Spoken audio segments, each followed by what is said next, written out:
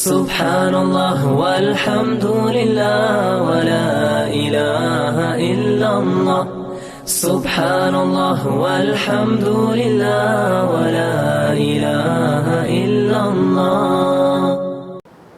السلام علیکم ورحمۃ اللہ وبرکاتہ۔ سورہ توبہ آیت 81، 82، 83۔ اعوذ باللہ من الشیطان الرجیم، بسم اللہ الرحمن الرحیم۔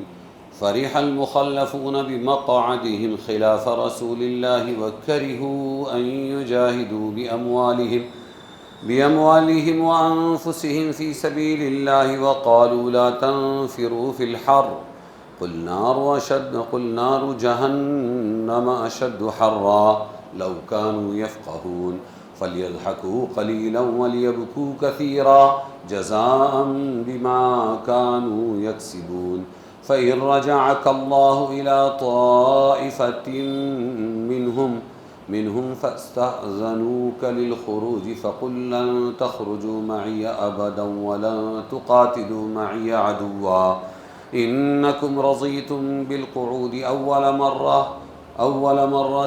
فاقعدوا مع الخالفين۔ خوش ہو گئے پیچھے رہنے والے، وہ جو حضور کے ساتھ جنگ میں نہیں گئے، تبوک کے موقع پر خوش ہو گئے پیچھے رہنے والے، اپنے بیٹھے رہنے سے جدا ہو کر، وہ جو پیچھے بیٹھے رہے اس سے خوش ہو گئے، جدا ہو کر رسول اللہ سے، اور گھبرائے اس سے کہ لڑیں اپنے مال اور جان سے اللہ کی راہ میں، اس سے وہ ڈرے، اور بولے کہ مت کوچ کرو، یعنی سفر مت کرو گرمی میں، گرمی بہت تھی اس زمانے میں۔ آپ فرما دیجئے دوزخ کی آگ سخت گرم ہے، دوزخ کی آگ سخت گرم ہے۔ اگر ان کو سمجھ ہوتی تو وہ ہنس لیویں، تھوڑا سا ہنس دے، اور روویں بہت زیادہ رونا ہے اور تھوڑا ہنسنا ہے، بدلہ اس کا جو وہ کماتے تھے، یعنی عمل کرتے تھے برے۔ تو اگر پھر لے جاوے آپ کو اللہ کسی فرقے کی طرف، یعنی پھر کبھی اگر سفر ہو یہ جہاد وغیرہ کا، ان میں سے کسی فرقے کی طرف، پھر اجازت چاہیں یہ لوگ تجھ سے نکلنے کی کہ اب ہم نکلنا چاہتے ہیں آپ کے ساتھ، غزوے میں آنا چاہتے ہیں، تو آپ فرما دیجئے کہ تم ہرگز نہ نکلو گے میرے ساتھ کبھی، اور نہ لڑو گے میرے ساتھ ہو کر کسی دشمن سے۔ تم کو پسند آیا بیٹھ رہنا پہلی بات، تو بیٹھے رہو پیچھے رہنے والوں کے ساتھ۔ اس میں ڈانٹ ہے ان کے لیے، ڈانٹ ہے اس میں کہ انہوں نے حضور صلی اللہ علیہ وسلم کو دھوکہ دیا، پیچھے رہے۔ منافقین کے حالات کا سلسلہ چل رہا ہے، غزوہ تبوک میں حکم عام کے باوجود شریک نہیں ہوئے، ان آیات میں انہی کا ایک حال، اور پھر اس کی سزائے آخرت، وعید دنیا میں آئندہ کے لیے ان کا نام مجاہدین اسلام کی فہرست سے نکال دینا، آئندہ ان کو کسی جہاد میں شرکت کی اجازت نہ ہونا وغیرہ ذکر کیا گیا ہے۔ مخلفون، خوش ہو گئے پیچھے رہنے والے، مخلفون جمع ہے مخلف کی، خلف یخلف تخلیفا فہو مخلف، پیچھے کر دینے والا، اور خلف یخلف تخلیفا فہو مخلف کا مطلب پیچھے کیا ہوا، تو پیچھے کیے ہوئے لوگ، فرح المخلفون، پیچھے کیے ہوئے لوگ خوش ہو گئے۔ معنی کیا ہے؟ متروک، چھوڑے ہوئے لوگ۔ مخلفون کا مطلب کیا ہوا؟ چھوڑے ہوئے لوگ۔ جی، مشق کرو ادب سے بیٹھنے کی، با ادب با نصیب، بے ادب بے نصیب۔ جی، تو متروک، چھوڑے ہوئے لوگ، یعنی جس کو چھوڑ دیا گیا۔ یہ تو بڑے خوش تھے، ہم نے نبی کو چھوڑ دیا، ہم گئے ہی نہیں، ہم یہاں بیٹھے رہے۔ تو یہ سمجھے کہ ہم نے نبی کو چھوڑ دیا. فرحہ خوش ہو گئے, فرح المخلفون. لیکن اللہ نے مخلفون کہہ کر یہ بتلا دیا کہ انہوں نے نبی کو نہیں چھوڑا, یہی چھوڑ دیے گئے, آئندہ کبھی بھی نبی کے ساتھ میں شریک نہیں ہو سکتے. ورنہ آنا چاہیے تھا فرح المخلفون. کیا آنا چاہیے تھا؟ اس میں فاعل کا صیغہ کہ پیچھے چھوڑ دینے والے, نبی کو چھوڑ دینے والے خوش ہو گئے. اللہ نے فرمایا کون خوش ہوئے؟ چھوڑ دیے گئے لوگ خوش ہوئے کہ اللہ اور رسول نے ان کو اب چھوڑ دیا, اب آنا بھی چاہیں گے آئندہ جہاد میں ساتھ دینے کے لیے, تو بھی ان کو نہیں لیا جائے گا ساتھ میں. اس طرح یہ مخلفون ہوئے, چھوڑے ہوئے, متروک. اب فضیلت نہیں ملے گی. خلاف رسول اللہ, کس کے خلاف بیٹھ گئے تھے یہ لوگ؟ رسول اللہ کے خلاف. خلاف کے معنی یہاں پیچھے اور بعد کے ہیں, اور یہی معنی بعض لوگوں نے مراد لیا, جس کا مطلب یہ ہوا یہ لوگ رسول اللہ صلی اللہ علیہ وسلم عادت, صلی اللہ علیہ وسلم پڑھنے کی عادت.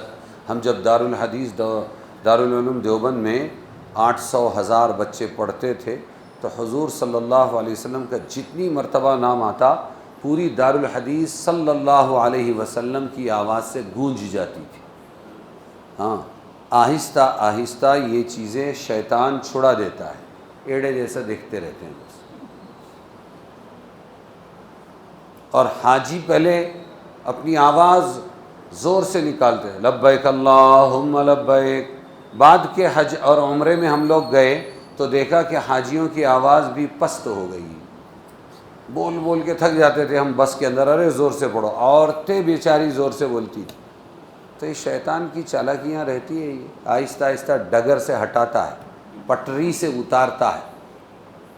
اس لیے خاص دھیان دے کر بولنا چاہیے صلی اللہ علیہ وسلم. جی,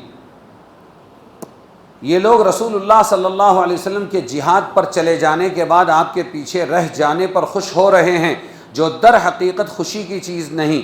بمقعدہم, یہ اصل میں مصدری معنی میں ہے, بقعودہم, قعودہم کے معنی. دوسرے معنی خلاف کے اس جگہ مخالفت کے بھی ہو سکتے. خلاف رسول اللہ, رسول کی مخالفت میں یہ لوگ بیٹھ گئے اور غزوہ تبوک میں شریک نہیں ہوئے, گھر بیٹھے رہے. صرف خود ہی نہیں بیٹھے بلکہ دوسروں کو بھی تلقین کی, لا تنفروا فی الحر, دیکھو گرمی بہت ہے, گرمیوں میں مت جاؤ, گرمی میں مت جاؤ, جہاد میں نہ نکلو. یہ پہلے معلوم ہو چکا غزوہ تبوک کا حکم جو آیا تھا وہ گرمیوں میں آیا تھا, کھجوریں پک رہی تھی, امتحان تھا, اور پھر بھی چھوڑ کے نکلے تھے صحیح مومنین.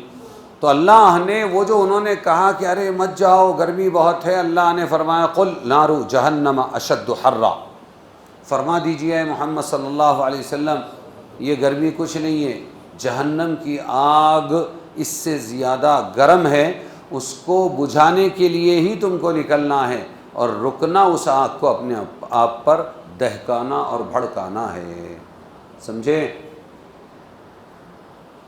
قل نار جہنم اشد حرا, تو یہ آگ زیادہ تمہاری تیز ہے, یہاں کی گرمی یا جہنم کی تپش, یہ بتلا رہے. اب آگے اللہ نے فرمایا فَلْيَضْحَكُوا قَلِيلًا, اب ان کو چاہیے کہ تھوڑا ہنس لیں.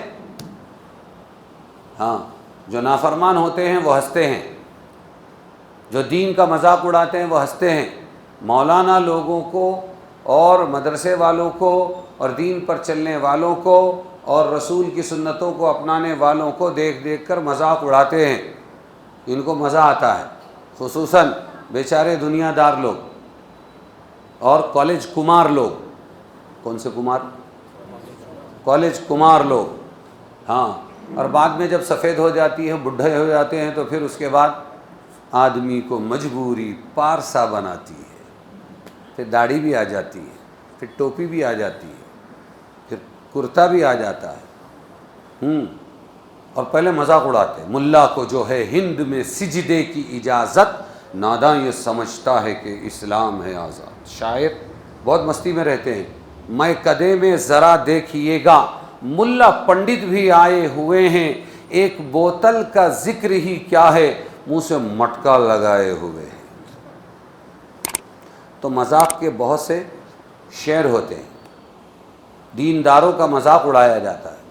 تو اللہ فرما رہے ہیں یہاں یہ منافقین رسول کا، ان کے ساتھیوں کا، مومنین کا مذاق اڑا رہے ہیں اور جانے والوں پر ہنس رہے ہیں اور بیٹھنے والوں کے ساتھ خوش ہو رہے ہیں، لوگوں کو روک رہے ہیں۔ تو ان سے کہہ دو یہ بے دینوں سے فَلْيَضْحَكُوا قَلِيلًا کہ تھوڑا سا ہنس لو اور کیا کرو، تھوڑے دن اور ہنس لو۔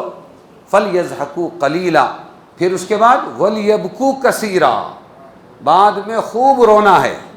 کیا کرنا ہے؟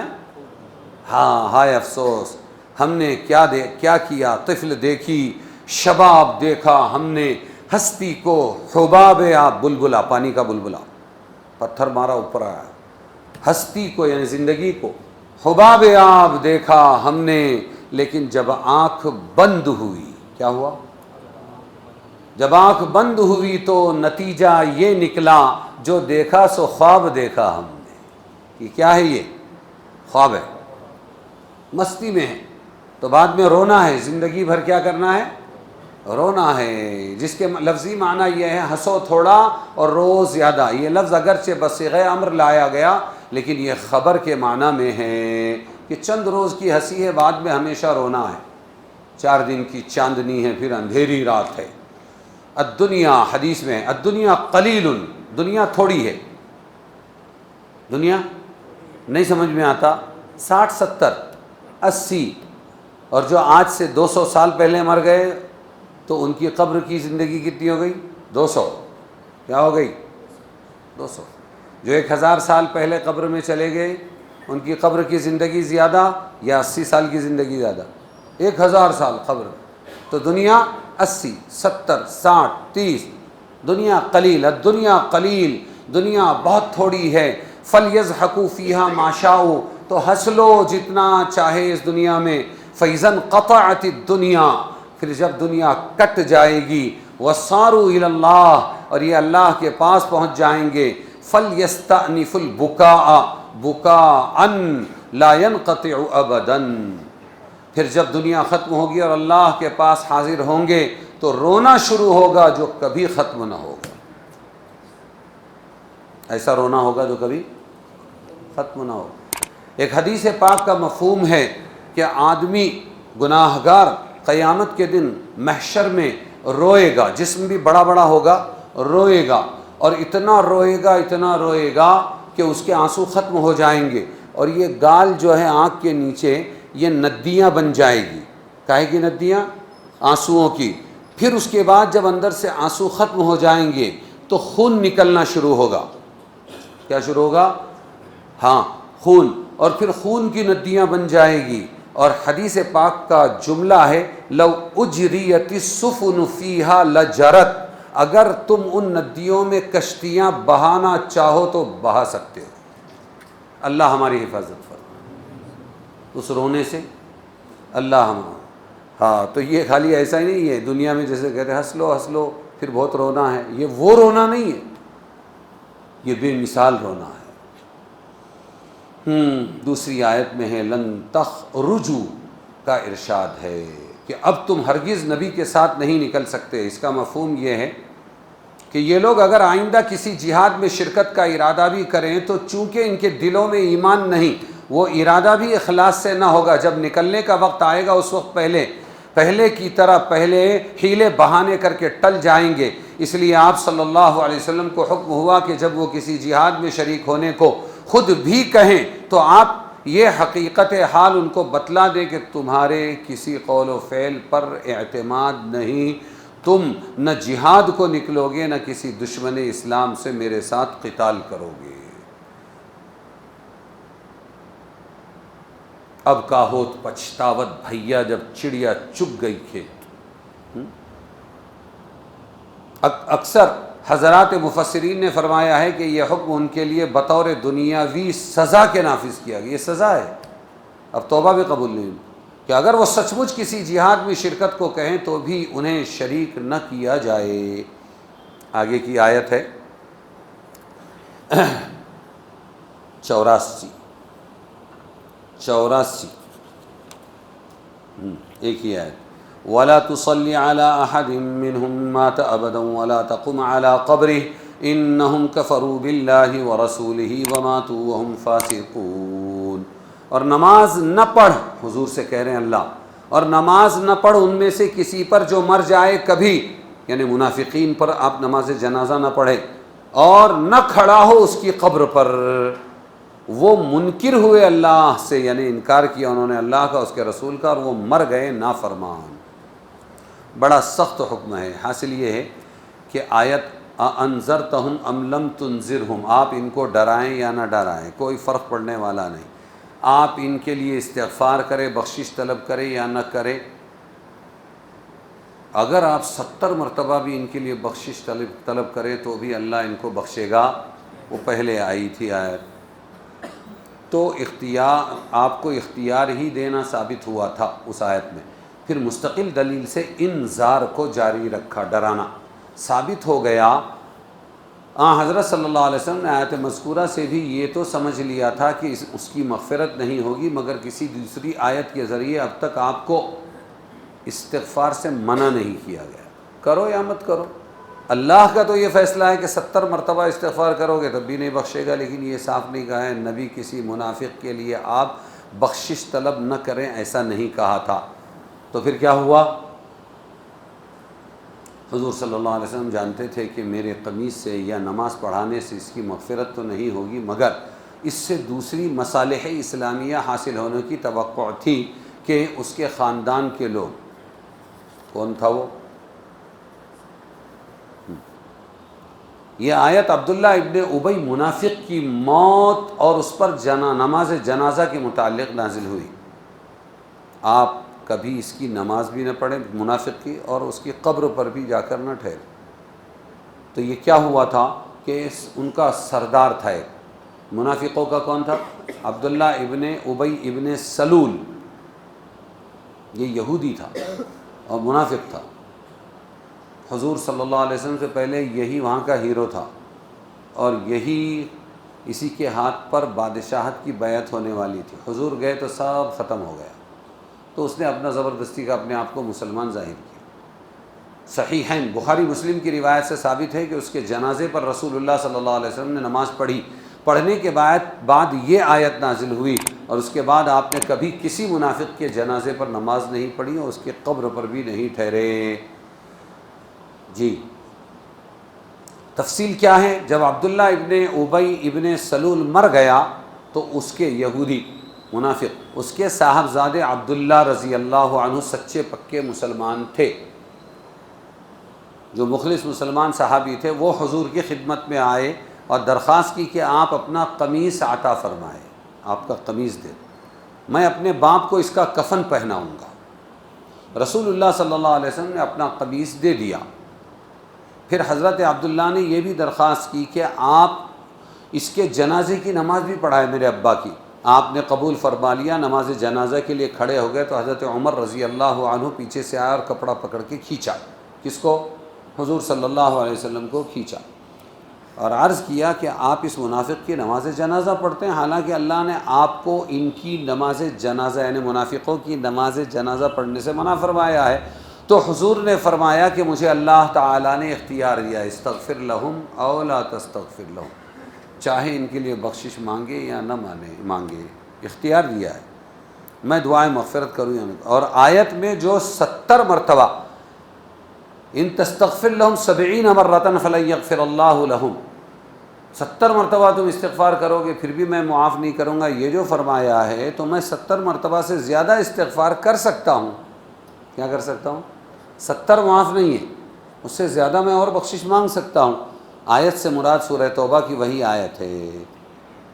پھر رسول اللہ صلی اللہ علیہ وسلم نے اس کی نماز جنازہ پڑھی، نماز کے بعد ہی فوراً یہ آیت نازل ہوئی۔ یہ حضرت عمر رضی اللہ عنہ کی فراست تھی قرآن کے بارے میں، ایسی کئی فراست، اس کو کہتے ہیں توافقات عمر۔ عمر نے کہا قرآن اترا۔ یہ آیت اتری لا تصلی علی احد منہم، اس کے بعد آپ نے کبھی کسی منافق کی نماز جنازہ نہیں پڑھی۔ چند اشکالات ہے اس واقعے پر۔ عبداللہ ابن ابی ایک ایسا منافق تھا، ساری دنیا جانتی تھی، پھر حضور نے نماز جنازہ کیوں پڑھی؟ اس کا جواب یہ ہے کہ 2 اسباب ہو سکتے ہیں۔ ایک تو یہ ہے کہ اس کے بیٹے کی دلجوئی، جو سچا پکا مسلمان تھا، ارے سمجھے گے، اس کی دلجوئی ہو جاوے، اس لیے آپ صلی اللہ علیہ وسلم نے نماز پڑھی۔ دوسری بات یہ ہے جو قمیص پہنائی، وہ قمیص پہنانے کی وجہ یہ کہ جب بدر کے قیدی پکڑ کے لائے گئے تو حضور صلی اللہ علیہ وسلم کے چچا عباس بھی قیدیوں میں لائے گئے، وہ ڈیل ڈول والے اور بڑے تھے، ان کو قمیص کی ضرورت تھی، اس وقت ان کے پاس نہیں تھا، اور اسی عبداللہ کا قمیص ان کو آتا تھا، تو عبداللہ ابن ابی کا قمیص لے کر رسول اللہ صلی اللہ علیہ وسلم نے اپنے چچا عباس کو پہنا دیا تھا، اسی احسان کا بدلہ ادا کرنے کے لیے رسول صلی اللہ علیہ وسلم نے اپنا قمیص دیا۔ دوسرا سوال یہ ہے کہ فاروق اعظم نے جو حضور صلی اللہ علیہ وسلم سے عرض کیا آپ منافق کی نماز جنازہ کیوں پڑھتے ہیں، کس بنا پر کہا، کیونکہ اس سے پہلے کسی آیت میں صراحتاً منافق کی نماز جنازہ سے منع نہیں کیا گیا تھا، تو عمر رضی اللہ عنہ نے ممانعت کا مضمون اسی سورہ توبہ استغفر لہم او لا تستغفر لہم سے لیا تھا۔ سمجھ دیکھو ان کی، سمجھ میں آیا؟ یہ آیت ممانعت نماز جنازہ پر دلالت کرتی ہے، تو حضور نے اس سے ممانعت کیوں نہ قرار دی؟ عمر کو سمجھ میں آیا اور حضور کو سمجھ میں نہیں آیا، ایسا ہو سکتا ہے؟ نعوذ باللہ، بلکہ فرمایا اس آیت میں مجھے اختیار دیا گیا۔ جواب یہ ہے در حقیقت الفاظ آیت کا ظاہری مفہوم اختیار ہی ہے، منع نہیں ہے، آپ استغفار کرو یا مت کرو، اللہ اپنا فیصلہ سنا رہا ہے کہ 70 مرتبہ میں بھی اللہ معاف نہیں کریں گے، تو حضور نے اس پر عمل کیا، استغفار سے روکا نہیں گیا حضور صلی اللہ علیہ وسلم۔ سواء علیہم انذرتہم ام لم تنذر، اس لیے حضور صلی اللہ علیہ وسلم نے ایسا کیا۔ حضور صلی اللہ علیہ وسلم جانتے تھے کہ میرے قمیص سے یا نماز جنازہ پڑھانے سے مغفرت تو نہیں ہوگی، لیکن دوسری مصلحتیں تھیں یہ کرنے میں، وہ کیا تھی کہ اس کے خاندان کے لوگ اور دوسرے کفار جب حضور صلی اللہ علیہ وسلم کا یہ معاملہ اس کے ساتھ دیکھیں گے تو وہ اسلام کے قریب آ جائیں گے اور مسلمان ہو جائیں گے۔ ممانعت صریح نماز پڑھنے کی اس وقت تک موجود نہ تھی، اس لیے آپ نے نماز پڑھ لی۔ اس جواب کا شاید ایک تو وہ جملہ ہے جو صحیح بخاری میں ابن عباس کی روایت سے منقول ہے، اگر مجھے یہ معلوم ہوتا کہ 70 مرتبہ سے زیادہ دعائیں مغفرت کرنے سے اس کی مغفرت ہو جائے گی، پھر بھی اس دشمن کے لیے میں کیا کرتا۔ کیسے تھے؟ سبق ہے مسلمانوں کو، دل بڑا رکھیں، سلام اس پر کہ جس نے گالیاں سن کر دعائیں دی۔ دوسرا شاہد وہ حدیث ہے جس میں حضور نے فرمایا کہ میرا کرتا اس کو اللہ کے عذاب سے نہیں بچا سکتا، مگر میں نے یہ کام اس لیے کیا، مجھے امید ہے اس عمل سے اس کی قوم کے 1000 آدمی مسلمان بن سکتے ہیں۔ مغازی اور بعض کتب تفسیر میں ہے کہ اس واقعے کو دیکھ کر خزرج قبیلے کے 1000 آدمی مسلمان ہو گئے تھے، تو یہ مصلحتیں تھیں۔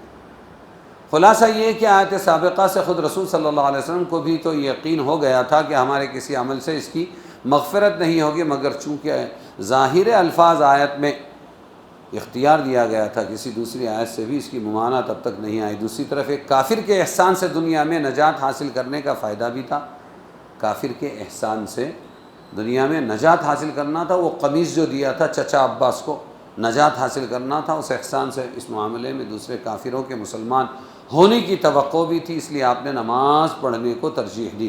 اور فاروق اعظم نے یہ سمجھا کہ جب اس آیت سے ثابت ہو گیا مغفرت نہیں ہوگی تو اس کے لیے نماز جنازہ پڑھ کر فائدہ کیا، یہ ایک بیکار کام ہے نماز پڑھنا اس کے لیے جو شان نبوت کے خلاف ہے، اسی لیے ان کو روکنے کی کوشش کی انہوں نے۔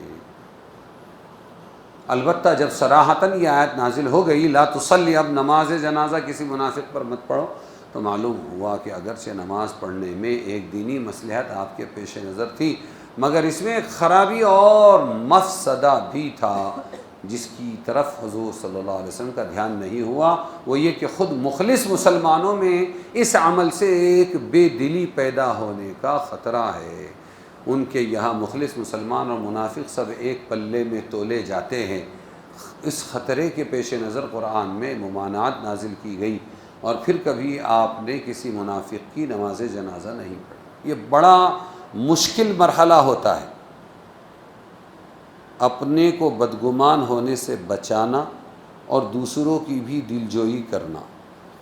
ایک فائدہ نظر آتا ہے تو دوسرا نقصان بھی چھپا ہوتا ہے، فیصلہ کرنے والا پریشان ہو جاتا ہے۔ سمجھ میں آیا؟ اس آیت سے معلوم ہوا کسی کافر کے جنازے کی نماز اور اس کے لیے دعائے مغفرت جائز نہیں ہے۔ دعائے مغفرت جائز نہیں۔ اسی آیت سے یہ بھی ثابت ہوا کسی کافر کے اعزاز و اکرام کے لیے اس کی قبر پر کھڑا ہونا یا اس کی زیارت کے لیے جانا حرام۔ مسلمانوں کا ایک بکاؤ طبقہ اس وقت سیاسیوں کے لیے یہ سب کام کر رہا ہے، عبرت حاصل کرنے کے لیے ہو یا کسی مجبوری کے لیے، تو وہ اس کے منافی نہیں۔ مجبوری ہے تو اس کے منافی نہیں، عبرت حاصل کرنا ہے تو الگ بات ہے۔ جیسا کہ ہدایت میں ہے کہ اگر کسی مسلمان کا کافر رشتہ دار مر جائے اور اس کا کوئی وارث ولی نہیں، اب بیٹا ہی ہے یا کوئی دوسرا ہے، نہیں کوئی بھی نہیں اس کا، لیکن مسلمان لوگ ہیں اور اب وہ لاش پھولنے پھٹنے والی ہے، تو مسلمان رشتہ دار ہو، نزدیک کے ہو، دور کے، اس کو اسی طرح بغیر رعایت طریقے مسنون سنت طریقے کے خلاف اسی طرح کسی گڑھے میں دبا دے۔ کیا کرے؟ یہ جائز۔ اب ہندوستان کے اندر جو باقاعدہ جلائے بھی ہیں بہت سے ان کے طریقے، تو یہ سب سیاسی مصلحتیں ہیں۔ کیا ہے یہ؟ اس لیے اس کا اس سے کوئی تعلق نہیں۔